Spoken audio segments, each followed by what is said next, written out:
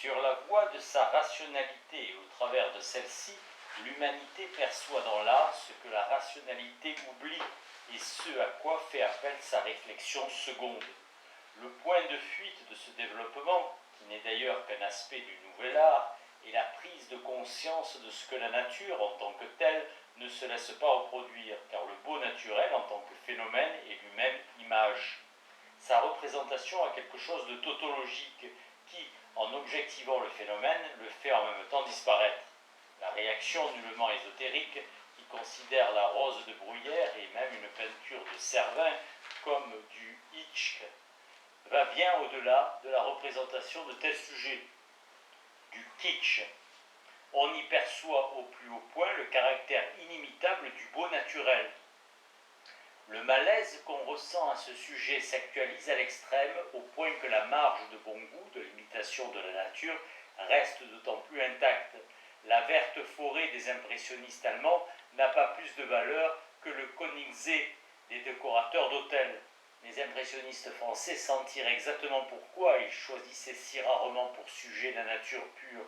Pourquoi, bien que ne se tournant pas vers quelque chose d'aussi artificiel que les danseuses, les jockeys ou la nature endormie de l'hiver de Sisley, ils parsemaient leur paysage d'emblèmes de la civilisation qui contribuaient à la squelettisation constructive de la forme, comme par exemple chez Pissarro.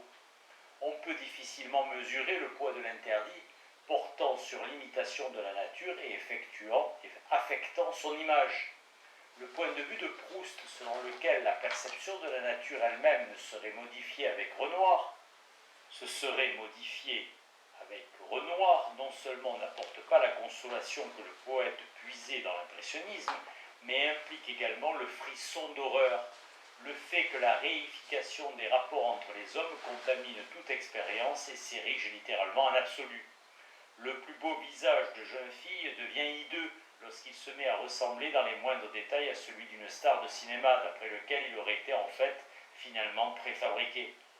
Même lorsque l'expérience de quelque chose de naturel se donne comme celle d'un individu intégral, comme si elle eût été protégée de l'administration, elle a tendance à mystifier. À l'époque de son être totalement médiatisé, le beau naturel se change en sa caricature.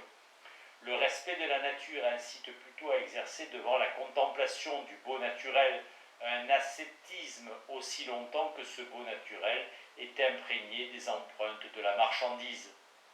La représentation picturale de la nature n'était évidemment authentique, même dans le passé, qu'en tant que nature morte, là où elle savait lire la nature comme chiffre d'un historique, sinon comme chiffre de la fragilité de tout ce qui appartient à l'histoire. Dans l'Ancien Testament, l'interdiction des images présente à côté de son aspect théologique, un aspect esthétique. Le fait qu'il ne soit permis de se faire aucune image, c'est-à-dire aucune image de quoi que ce soit, exprime en même temps l'impossibilité de faire une telle image. Ce qui apparaît dans la nature est par son dédoublement dans l'art, privé de cet être en soi dont se rassasie l'expérience de la nature. L'art n'est fidèle à la nature phénoménale que lorsqu'il représente le paysage dans l'expression de sa propre négativité. Borchardt a exprimé cela de manière incomparable et frappante dans ses vers écrits en contemplant des esquisses de paysages. Si la peinture semble heureusement réconciliée avec la nature, comme chez Corot par exemple, une telle réconciliation porte la marque de l'éphémère, un parfum éternel et paradoxal. L'expérience de la nature est historiquement déformée. Le beau naturel dans la nature phénoménale est directement compromis par le rousseauisme du retour à la nature. Le caractère erroné de l'antithèse vulgaire technique-nature apparaît manifestement dans le fait que la nature, non contaminée par l'intervention humaine et qui n'emporte pas l'empreinte, par exemple les moraines alpines et les éboulis, ressemble aux montagnes de déchets rejetés par l'industrie devant lesquelles fuit le besoin esthétique de la nature approuvé par la société. On s'apercevra un jour à quel point l'univers inorganique prend un aspect industriel. Même dans son extension tellurique, dans l'empreinte de la technique totale, le concept de la nature sempiternellement idyllique subsisterait comme un îlot ridicule de provincialisme. La technique, qui selon un schéma récemment emprunté à la morale sexuelle bourgeoise, aurait violenté la nature, serait tout aussi capable, sous des rapports de production modifiés, de la secourir et, dans ce pauvre univers, de l'aider à devenir ce que peut-être elle aspire à être. La conscience n'accède à l'expérience de la nature que comme c'est le cas de la peinture impressionniste, lorsqu'elle accepte d'emporter les stigmates. Le concept fixe de beau naturel acquiert une dynamique. Son extension s'accroît en englobant ce qui déjà n'est plus la nature, sinon celle-ci se dégrade en fantasme trompeur. Le rapport de la nature phénoménale avec la chose morte est accessible à son expérience esthétique, car toute expérience de la nature recèle à proprement parler l'ensemble de la société. Non seulement celle-ci développe les schémas de la perception, mais elle établit à l'avance, par contraste et ressemblance, ce qu'on appellera à chaque fois nature. L'expérience de la nature se constitue simultanément grâce au pouvoir de négation déterminé. Avec l'expression de la technique, plus encore avec l'extension de la totalité du principe d'échange, le beau naturel devient de plus en plus fonction contrastante de celui-ci et s'intègre à l'essence réifiée combattue.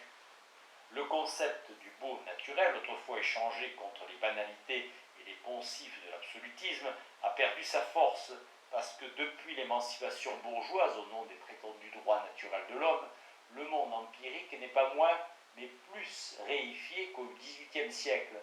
L'expérience immédiate de la nature, débarrassée de son intransigeance critique et subsumée par les rapports d'échange, le terme d'industrie touristique le prouve, tomba dans la gratuité, la neutralité et l'apologie. La nature devint réserve naturelle et alibi. L'idéologie, c'est le beau naturel comme suppression de l'immédiateté à l'aide du médiatisé.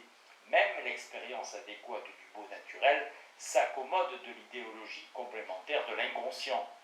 Si, selon la tradition bourgeoise, on attribue aux hommes le mérite d'être si sensibles à la nature, la plupart du temps, ce mérite est déjà devenu pour eux une insatisfaction morale narcissique. Il faudrait être bon pour éprouver tant de joie et être si reconnaissant à la nature. Alors, il n'y a plus d'entrave pour trouver beau tout ce qui figure dans les annonces matrimoniales, témoignage d'une expérience pitoyable et misérable. Une telle expérience déforme la substance même de l'expérience de la nature.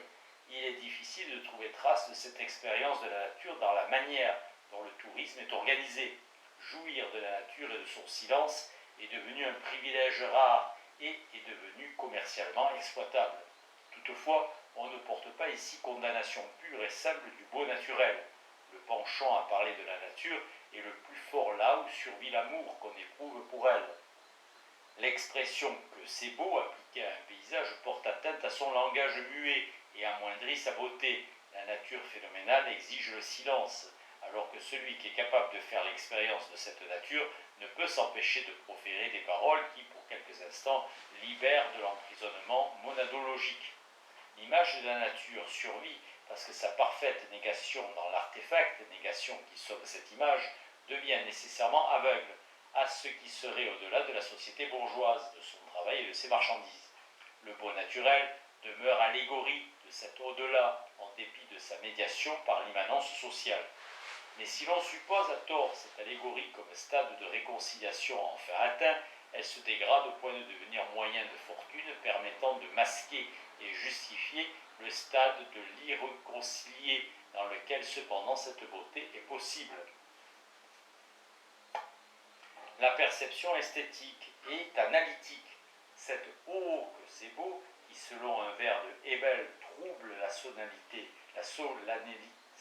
de la nature, solennelle, est conforme à l'attention et à la concentration en face des œuvres d'art, non à la nature. La perception inconsciente de la nature en sait beaucoup plus sur la beauté de celle-ci. Elle s'épanouit brusquement parfois dans sa continuité. Plus on contemple intensément la nature, moins on perçoit sa beauté, à moins qu'elle nous ait frappé auparavant d'une manière spontanée. Visiter intentionnellement des points de vue réputés, des hauts lieux du beau naturel est la plupart du temps vain. L'objectivation réalisée par une contemplation attentive nuit à l'attente de la nature. Ceci est valable également dans une certaine mesure pour les œuvres d'art, qu'on ne peut totalement percevoir que dans le temps duré, conception qui, chez Bergson, dérive bien de l'expérience artistique. Mais si nous ne pouvons voir en quelque sorte la nature que d'une manière aveugle, la perception et le souvenir non conscients sont esthétiquement irréductibles et sont simultanément des rudiments archaïques, inconciliables avec l'accroissement de l'émancipation rationnelle. La pure immédiateté ne suffit pas à l'expérience esthétique. Celle-ci, outre la spontanéité, exige également une intentionnalité, la concentration de la conscience. On ne peut éluder le paradoxe. Si l'on poursuit d'une manière logique, toute beauté s'ouvre à l'analyse, à son tour rapportée à la spontanéité, et se révèle si le moment spontané ne lui était pas inhérent. Vis-à-vis du beau, la réflexion analytique reconstitue le temps duré par son antithèse. L'analyse aboutit à un beau, tel qu'il devrait apparaître à la parfaite perception non consciente et oublieuse de soi. Elle décrit ainsi à nouveau subjectivement la voie que l'œuvre d'art décrit en elle de manière objective. La connaissance adéquate de la chose esthétique et l'accomplissement spontané des processus objectifs qui, grâce à ces tensions, se déroulent à l'intérieur d'elle-même. Le comportement esthétique, sur le plan génétique, devrait avoir besoin dès l'enfance de la sympathie avec le beau naturel, alors qu'il se détourne de son aspect idéologique pour le sauver en le reliant aux artefacts. Le beau naturel comme histoire interrompue. Lorsque l'antinomie de l'immédiateté et de la convention s'accrut et que l'horizon de l'expérience esthétique s'ouvrit à ce que Kant qualifie de sublime, des phénomènes naturels entrèrent dans la conscience en tant que beaux et subjuguèrent par leur grandeur. Historiquement, ce processus fut éphémère. Chez Karl Kraus, le génie polémique, en concordance peut-être avec le modern style d'un Peter Altenberg par exemple, s'est ainsi refusé au culte du paysage grandiose et n'a manifestement éprouvé aucun bonheur à la haute montagne, bonheur que ne peut puiser en fait sans partage que l'alpiniste, dont le critique de la culture se méfie avec raison. Un tel scepticisme à l'encontre de la grande nature a évidemment sa source dans le sensorium artistique. Celui-ci, par suite d'une différenciation progressive, se rebelle contre l'assimilation acquise de la philosophie idéaliste, des grands dessins et des catégories avec le contenu des œuvres. Confondre les deux choses devint sur ces entrefaits l'indice d'une attitude béotienne. Même la grandeur abstraite de la nature que Kant admirait et comparée à la loi morale devenait manifestement reflet de la mégalomanie bourgeoise, de l'attrait du record, de la quantification et même du culte bourgeois des héros. Ce faisant, on ne voit pas que ce moment dans la nature offre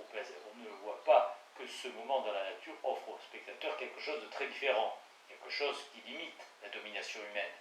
Ainsi Nietzsche, à Sils Maria, pouvait encore éprouver ce sentiment, 6000 pieds au-dessus de la mer, et beaucoup plus au-dessus de toutes les choses humaines. Ces fluctuations dans l'expérience du beau naturel interdisent tout a priorisme théorique, aussi totalement que l'art. Celui qui voudrait fixer le beau naturel en un concept invariant tomberait dans le ridicule, comme Husserl lorsqu'il déclare percevoir en marchant la verte fraîcheur du gazon. Celui qui parle du beau naturel frise la pseudo-poésie. Il n'y a que le pédant pour oser établir dans la nature une distinction entre le beau et le laid. Mais dans cette distinction, le concept de beau naturel serait creux.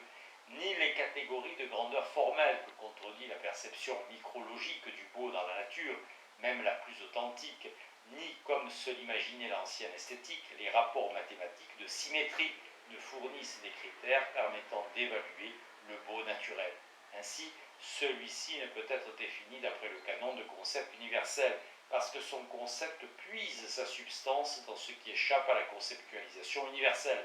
Son essence non définie se manifeste en ceci, que toute parcelle de la nature, comme tout ce qui est fabriqué par les hommes et se fige comme nature, est susceptible de devenir beau par une sorte de rayonnement intérieur. Cette expression a peu, sinon rien à voir avec les rapports formels. En même temps, cependant, tout objet de la nature ressenti comme beau se présente comme s'il était le seul à être beau dans tout l'univers. Ce processus se transmet à toute œuvre d'art. Tandis que dans la nature il est impossible de décider de manière catégorique entre le beau et le non-beau, la conscience qui se plonge amoureusement dans la chose belle est contrainte nécessairement d'établir cette distinction. S'il existe une différenciation qualitative dans le beau naturel, il faut la chercher dans le degré d'éloquence de ce qui n'est pas fabriqué par les hommes. c'est-à-dire dans son expression, et beau dans la nature, ce qui apparaît comme étant quelque chose de plus que ce qui est littéralement en son lieu même. Sans la réceptivité, une telle expression objective n'existerait pas. Elle ne se réduit cependant pas au sujet. Le beau naturel renvoie au primat de l'objet dans l'expérience subjective. On le perçoit d'autant que d'une manière contraignante et obligatoire que comme un incompréhensible qui attendrait, interrogateur, sa résolution. Il n'y a guère que ce double caractère qui se soit si parfaitement transposé du beau naturel aux œuvres d'art. C'est suivant celui-ci que l'art, au lieu d'être une imitation de la nature, est une imitation du beau naturel.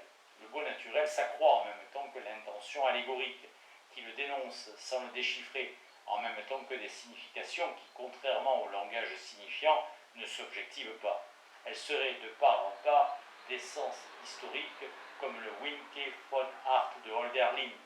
Un groupe d'arbres, par exemple, se détache à tel endroit en tant que beau, plus beau que les autres, là où bien qu'on ne puisse le préciser, il semble être le signe d'un événement passé, un rocher qui pour une seconde apparaît au regard comme un animal préhistorique, tandis que la ressemblance disparaît à nouveau si on y regarde une seconde fois. On peut parler ici d'une dimension de l'expérience romantique, qui se maintient au-delà de la philosophie et des conceptions romantiques. Dans le beau naturel, joue étroitement mêlé, tantôt sur le mode musical, tantôt semblable à un kaléidoscope, des éléments naturels et historiques. L'un d'eux peut se substituer à l'autre, et c'est dans ce changement incessant, et non dans l'univocité des rapports, que vit le beau naturel. Le beau naturel est spectacle, à la manière dont les nuages représentent des pièces shakespeariennes, ou à la manière dont les franges illuminées des nuages prolongent apparemment la durée de l'éclair. C'est parce que l'art ne représente pas les nuages que les pièces de théâtre tentent de représenter l'art des nuages. Cela est souligné chez Shakespeare dans une scène présentant Hamlet avec les courtisans. Le beau naturel est histoire interrompue et devenir suspendu. Chaque fois que l'on concède, et avec raison, aux œuvres d'art un sentiment naturel, elle nous en renvoie. Toutefois, ce sentiment, en dépit de sa parenté avec l'allégorique, est fugace, jusqu'au déjà vu, et même la chose la plus manifestement éphémère. L'indéfinissable déterminé. Humboldt adopte également une position intermédiaire entre celle de Kant et celle de Hegel, en s'en tenant fermement au beau naturel, tout en s'efforçant, contre le formalisme kantien, de le concrétiser. C'est ainsi que le texte sur les Basques, éclipsé à tort par le voyage en Italie de Goethe, critique la nature sans que celle-ci, comme on pourrait s'y attendre, 150 ans plus tard, tombe à cause de son sérieux dans le ridicule. Humboldt reproche à un grandiose paysage rupestre de manquer d'arbres. Le vers « La ville est bien située, mais il lui manque la montagne » est ironique à l'égard de telles sentences. Le même paysage aurait sans doute suscité l'enthousiasme 50 ans plus tard. Cependant, la naïveté, inséparable à la longue par la nature extra-humaine de l'usage que l'homme fait du jugement, témoigne d'un rapport avec celle-là incomparablement plus profond que l'admiration satisfaite de tout. Devant le paysage, la raison ne suppose pas seulement, comme on pourrait le soupçonner à première vue, un goût d'époque pour la raison et l'harmonie, goût qui sous-entend que même l'extra-humain est accordé à l'homme. En outre, la raison est imprégnée d'une manière vivace par une philosophie naturelle qui interprète la nature comme quelque chose d'en soi hautement signifiant, conception que Goethe partageait avec Schelling. L'expérience de la nature qui inspire celle-ci ne peut être, comme elle, ressuscitée. Mais la critique de la nature n'est pas seulement l'hybris de l'esprit qui s'ouvre à l'absolu. Elle repose en partie sur l'objet. Il est aussi vrai de dire que tout dans la nature est susceptible d'être ressenti comme beau, d'affirmer que le paysage de Toscane est plus beau que la région de Gelsenkirchen. Sans doute la désaffection à l'égard du beau naturel s'est-elle produite en même temps que le déclin de la philosophie de la nature. Celle-ci, cependant, ne disparut pas seulement en tant qu'élément de l'histoire de l'esprit, l'expérience de la nature sur laquelle s'appuyait cette philosophie, et qui, dans une même mesure, permettait de trouver le bonheur dans la nature, s'est considérablement modifiée. Il en va du beau naturel comme de la culture. Il se vide de substance à cause de la rigueur impérieuse de son extension.